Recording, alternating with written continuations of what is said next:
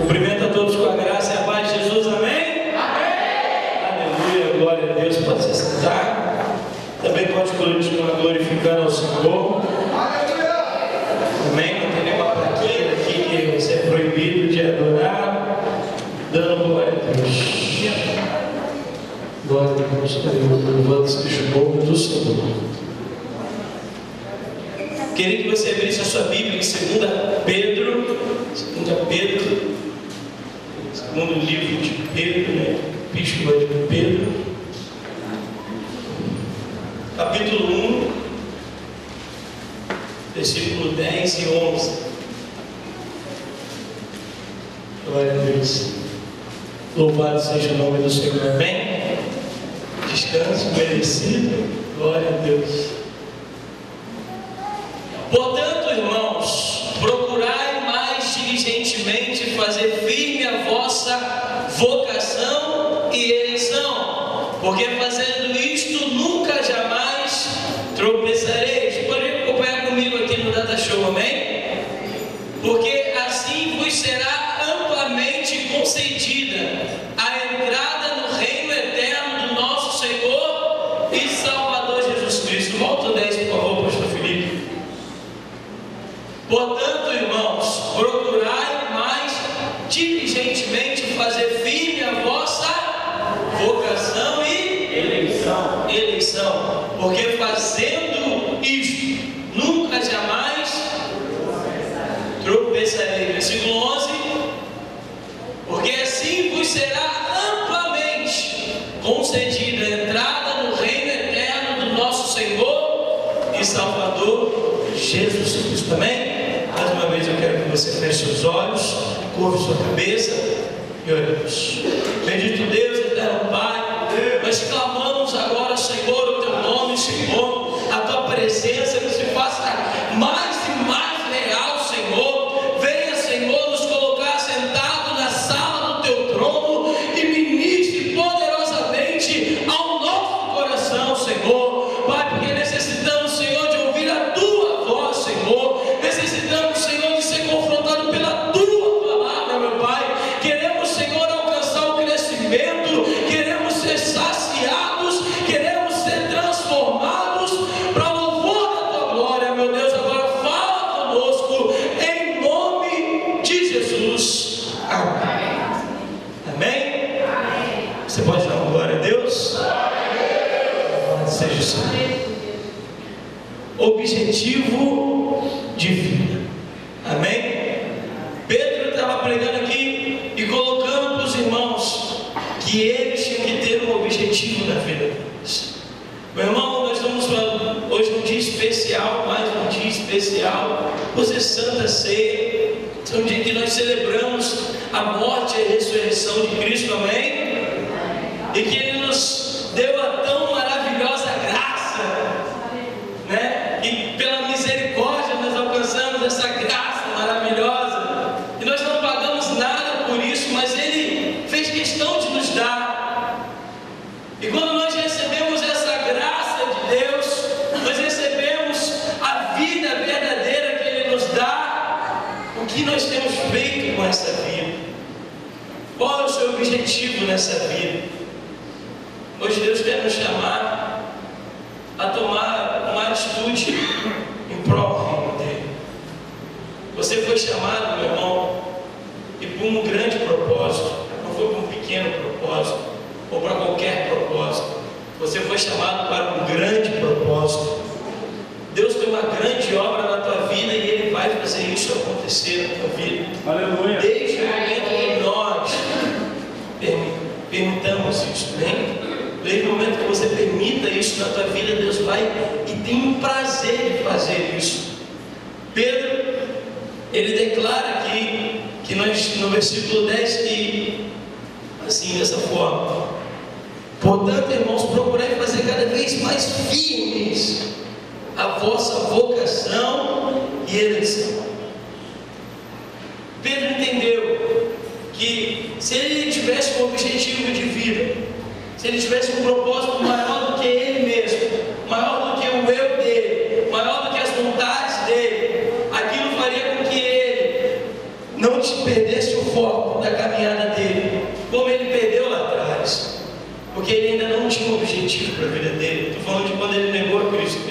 Amém?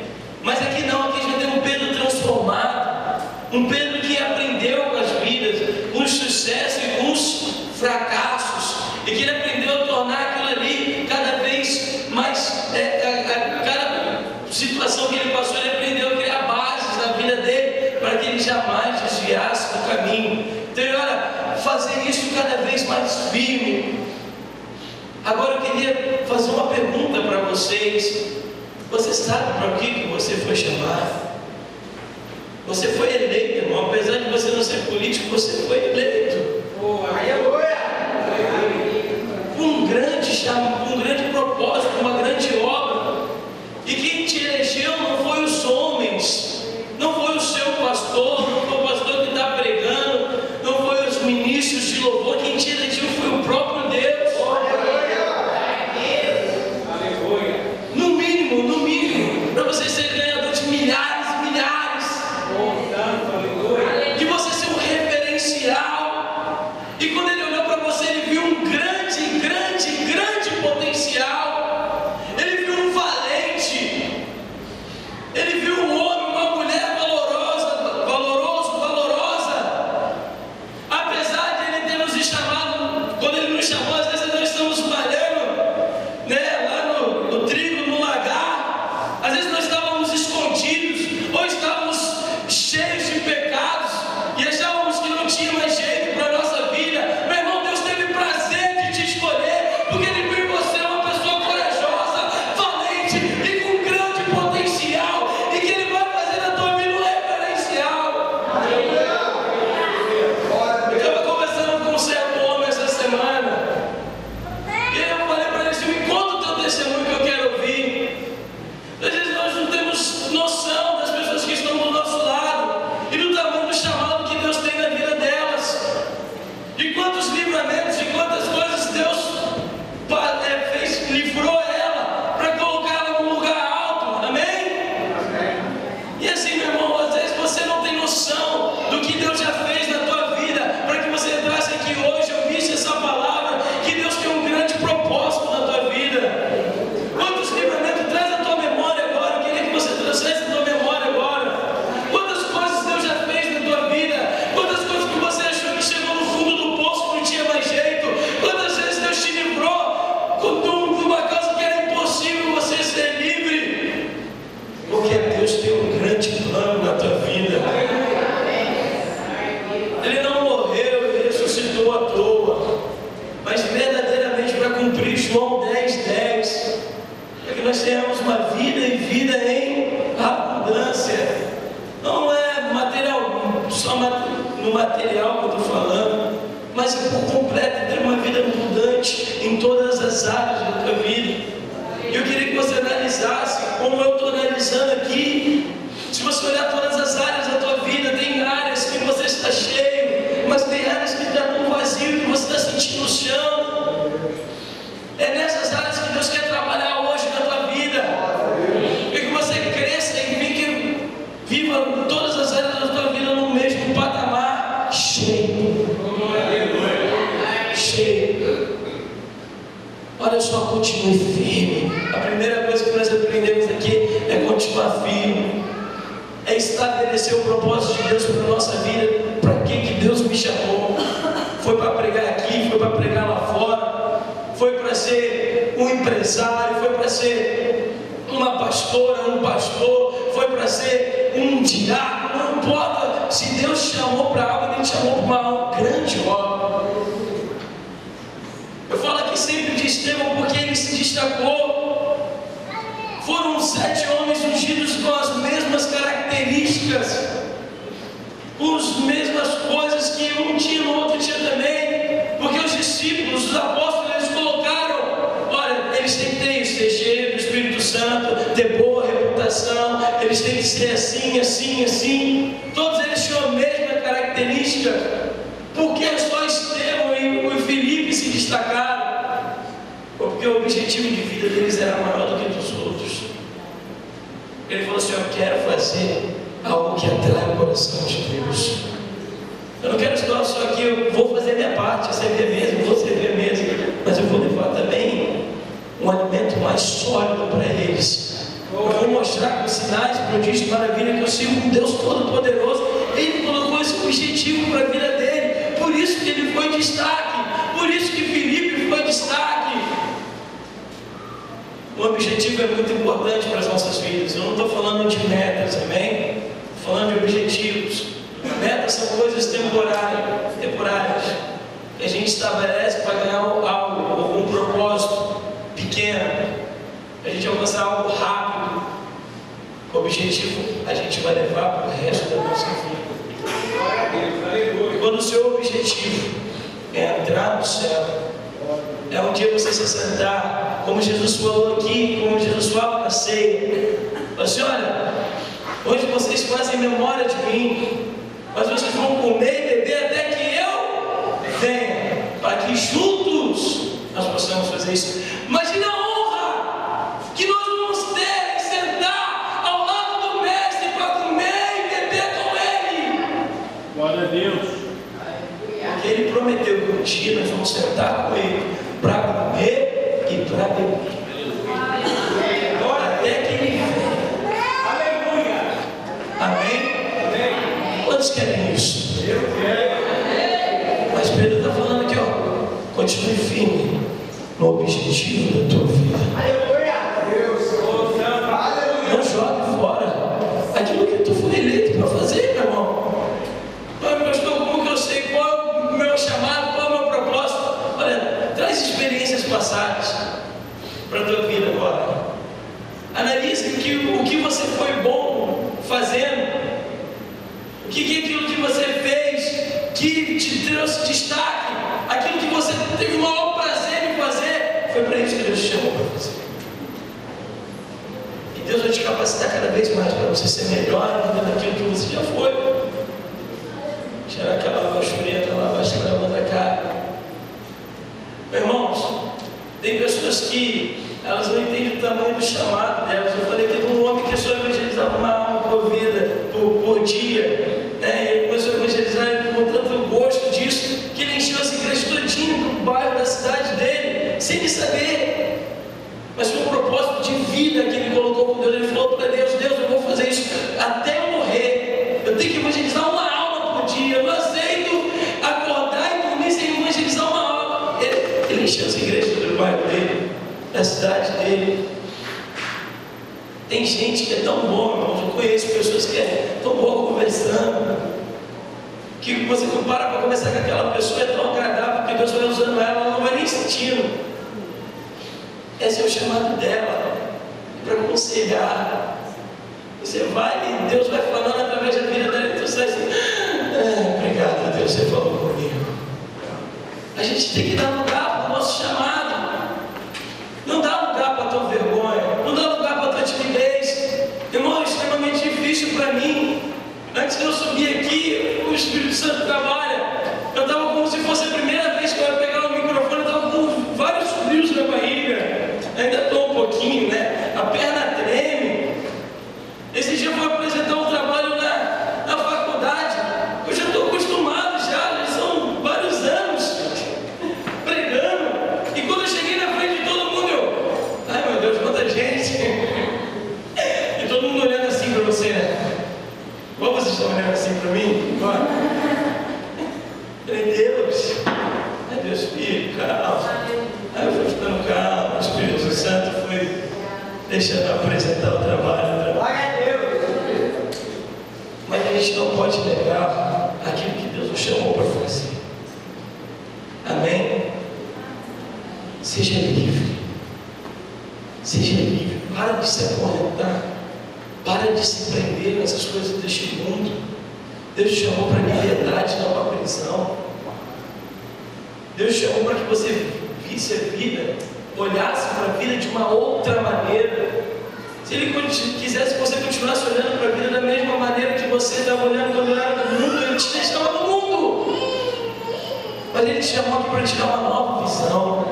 Como foi pregado nos dias atrás, para te dar uma visão de águia. Para você ver além dos problemas, das dificuldades, dos empecilhos que se levantam, mas para que você veja somente o seu objetivo. Esse era o lema de Davi.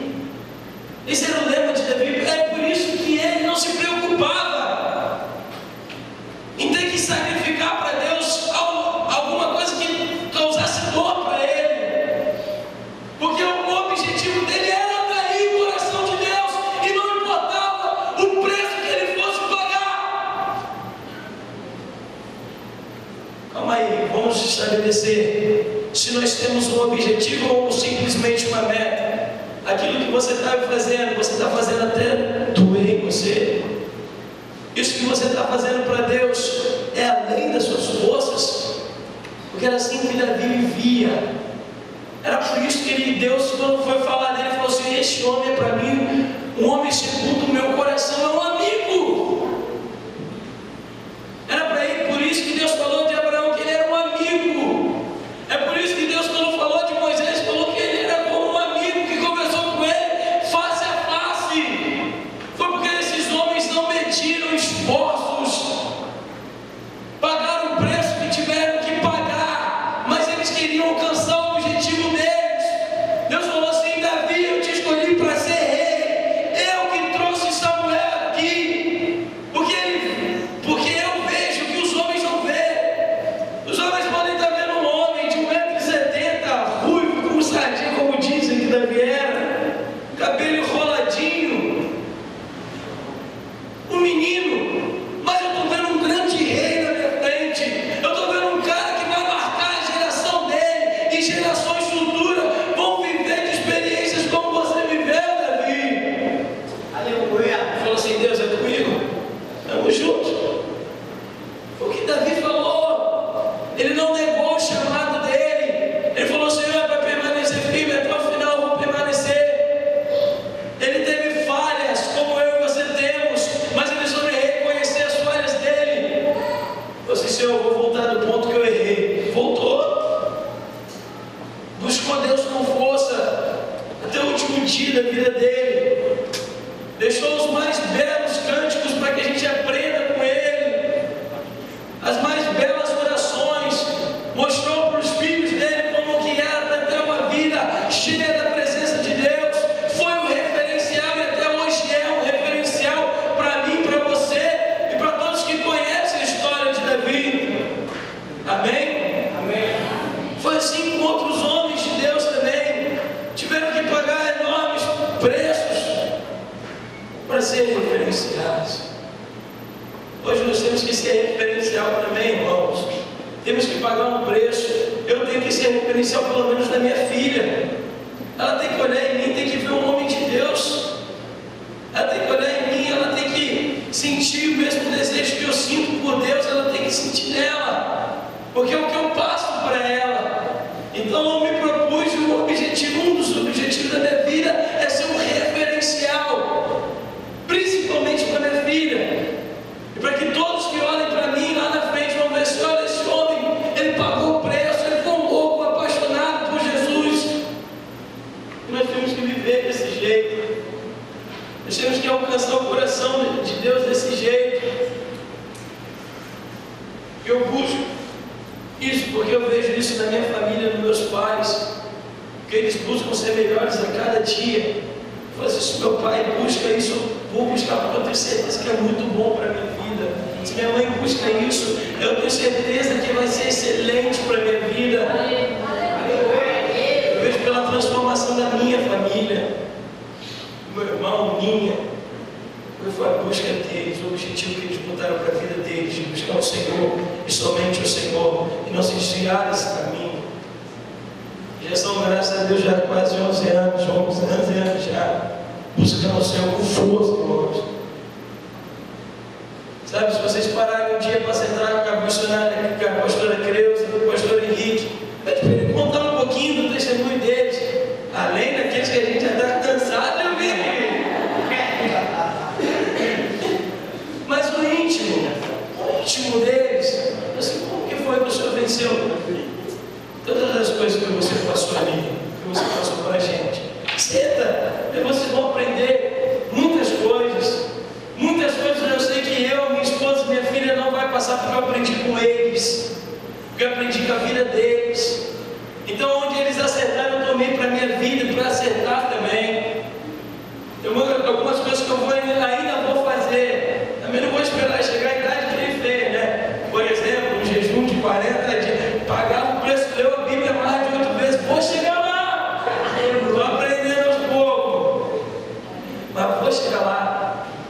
Mas isso me motivava a buscar Deus. Eu vi ele barbudão, naquela época não tinha o pastor Sebastião, né? Porque senão ele não ficava daquele jeito. Barbudo, cabelo assim, eu falei, meu Deus, o senhor está fazendo com meu pai, Deus. Mas hoje eu entendo, se não estamos firmes aqui, se eu, Felipe, minha irmã, está firme na presença do Senhor, foi por causa do propósito que eles faziam, foi pela forma que eles buscavam. Amém? Então hoje nós temos que ter um objetivo na nossa vida. Você quer ser um referencial, pelo menos na sua família, você tem que pagar o preço, tem que permanecer firme. Meu irmão, em uma hora vai dar os frutos que você tem tanto buscado. Não se preocupa com o tempo, não se preocupa se as pessoas estão vendo ou não estão vendo, não se preocupa se você está notando ou não está notando mudança, não se preocupa com isso, porque o agir é de Deus, nós só temos que tomar a atitude certa, o operar vem de Deus, da noite para o dia. Deus pode mudar todas as coisas, as circunstâncias, os corações e o que for necessário mudar. Só faça a tua parte. Só faça a sua parte. Meu irmão, é necessário que a gente permaneça assim. E aqui você tem amigos aqui, você tem irmãos aqui que vão te ajudar a permanecer firme. Que eu tenho certeza que para ninguém que você chegar aqui e pedir oração vai negar a oração para você, vai negar ajuda para você. Isso é o propósito da igreja. É por isso que nós nos reunimos toda semana aqui. É para um ajudar o outro, para um crescer com o outro, para um compartilhar experiências com o outro. A gente pensa pensa que Deus não age na nossa vida às vezes, porque a luta está muito grande, porque a tribulação se levantou os furacões, Katrina, esses todinho contra a nossa vida também. A gente acha que Deus não está olhando para nós, está sim. Ele está no meio do furacão contigo, meu irmão. Ele está no meio da tempestade contigo, Ele não te larga, não. Aquele que vem até mim de maneira nenhuma eu lanço fora, Ele está contigo. Aleluia. Só que Ele está te chamando para um compromisso mais forte hoje. E fazermos algo para impactar essa comunidade, nossa cidade. E fazermos com o teu chamado, com o meu chamado, com o chamado dos pastores, de cada um aqui se unir e fazer algo para que a gente fique marcado. O que você está disposto para fazer para ficar marcado? Como eu li um livro, terminei de ler um livro agora essa semana, e aconselho que todos leiam esse livro, que o título desse livro é Em Seus Passos, o que faria Jesus? Um grande homem, Charles Spurgeon, escreveu esse livro. É uma história que ele conta de um pastor, e esse pastor pregando, de repente entra um mendigo na igreja dele. Quando ele termina o sermão, ele sai do púlpito, o mendigo vai e pega, sobe no púlpito e começa a pregar. Fala assim, olha, esse Jesus que vocês pregam, e começa a dar uma lição de vida para aqueles homens. Porque era uma igreja rica, era uma igreja grande, né? E poucos ali viviam que era o cristianismo de verdade, inclusive o seu pastor. Aí o pastor pega e analisa, e aquele cara já estava doente, ele acaba morrendo. Só que o pastor se sente comovido com aquilo e falou assim, gente, é verdade, todas as palavras que aquele homem falou têm faltado na minha vida. E ele vai no outro domingo, ele faz um propósito com a igreja. Eu queria saber quem quer viver o que Jesus viveu. E ele convida as pessoas e fala assim, tudo que você for fazer, você vai colocar uma frase na frente. Jesus faria isso, ou o que Jesus faria no meu lugar? Alguns foram, alguns aceitaram o propósito. Ele fez esse propósito durante um ano. Irmãos, a cidade entrou em choque, porque os poucos começaram, a igreja começou a ser avivada, e pelos aqueles poucos que aceitaram, daqui a pouco já tinha 100 e 200, e foi aumentando o número de irmãos que começaram a fazer a mesma pergunta. O dono de um dos maiores jornais da cidade fez a mesma coisa.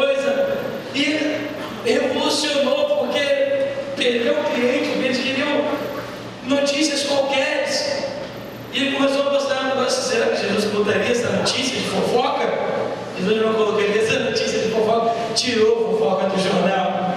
Será que Jesus colocaria essas notícias sim, que não dão glórias a Ele? Não colocaria, tirou e enxugou o jornal. Acabou o jornal.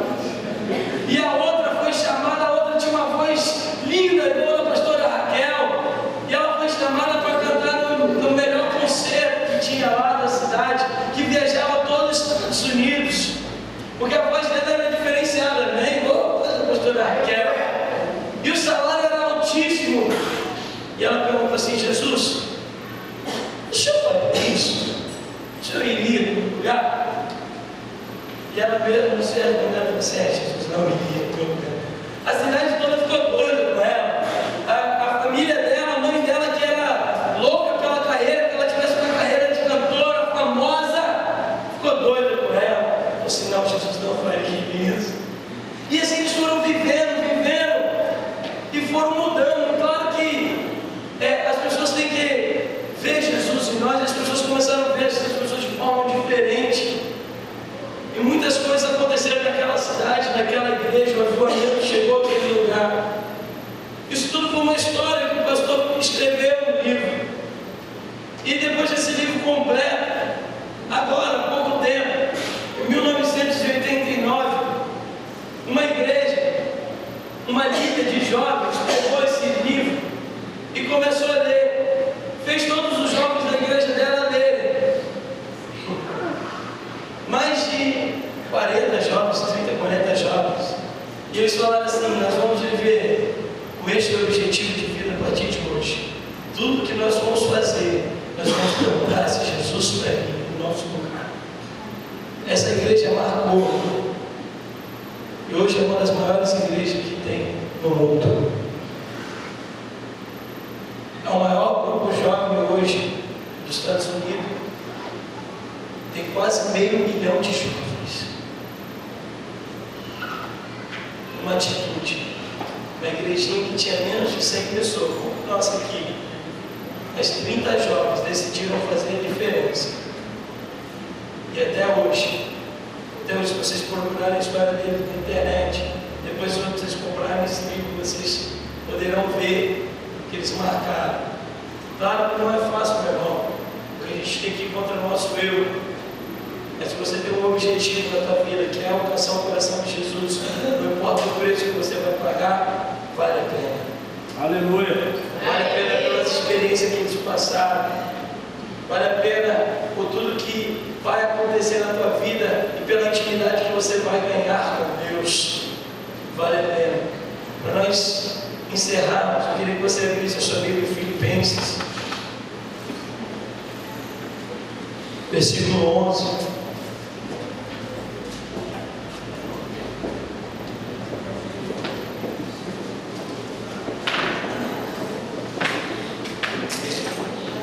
Capítulo 3, versículo 11, perdão.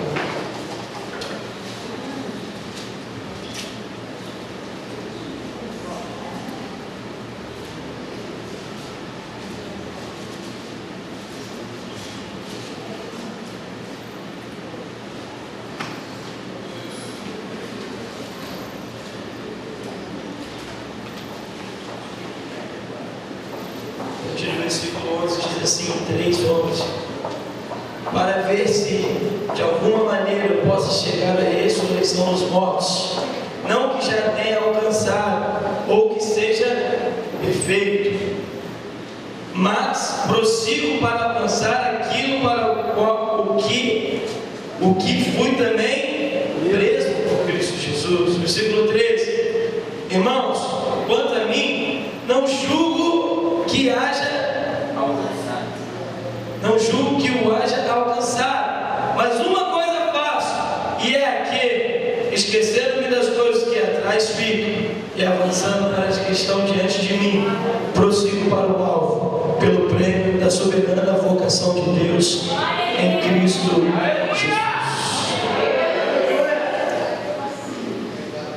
Um dos maiores pregadores já existiu nessa terra. Um dos caras mais valentes e corajosos, o apóstolo Paulo. No finalzinho da vida dele, Quando ele escreveu esse livro, ele estava numa prisão em Roma. Ele escreveu com todo o coração dele. Mas eu não acho que eu sou perfeito, mas eu continuo na minha caminhada. Irmãos, ele ressalta, queridos irmãos, eu não julgo que haja e que já tenha alcançado algo. Eu queria que você entrasse no coração de Paulo agora. Ele já guardando a carreira, imagina ele embrulhando, fazendo as malas, né? Eu não julgo que já tenha alcançado algo, mas eu continuo prosseguindo por um prêmio maior do que eu, por um prêmio maior do que a minha imaginação pode me dar, por um prêmio maior do que as minhas conquistas podem me dar, por um prêmio maior do que toda a riqueza pode me dar. Eu não julgo que haja alcançado, mas eu continuo prosseguindo para o alvo que é Cristo, para o alvo da minha vida. Eu continuo até o final e não largo, não paro, não desisto, não largo, não largo, não largo.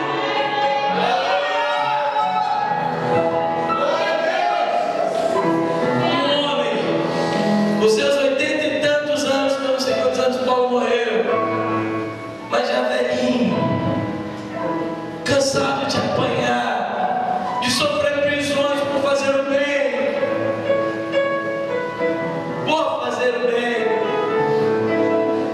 cansado de tomar chicotadas. Ele sabia que ali era a última prisão dele. Deus falava tudo com ele. Deus tinha falado que ele não ia voltar para Jerusalém, que era dali, Paulo, nos encontramos aqui. Mas ele, com toda a força dele, ele quis deixar um marco para aqueles que ele ganhou, para onde a palavra chegasse. Talvez ele não imaginasse que a força dele foi tão grande, que o propósito de vida dele foi tão grande, que essa palavra chegou aqui para nós hoje, e que hoje nós podemos aprender com aquele então, nessa hora, velhinho, talvez já sem forças, mas disse: eu não desisto nunca de buscar o prêmio que estava posto para mim. O meu alvo é Cristo, e eu só paro quando eu abraçar o meu alvo. Eu prossigo para aquilo que Ele me chamou. Enquanto eu tiver fôlego aqui, enquanto sair voz daqui, eu não paro de pregar, eu não paro de falar, só para nós refletirmos. Você ainda nem está perto de Paulo, da idade de Paulo. Você tem muito mais força do que ele tinha nessa época.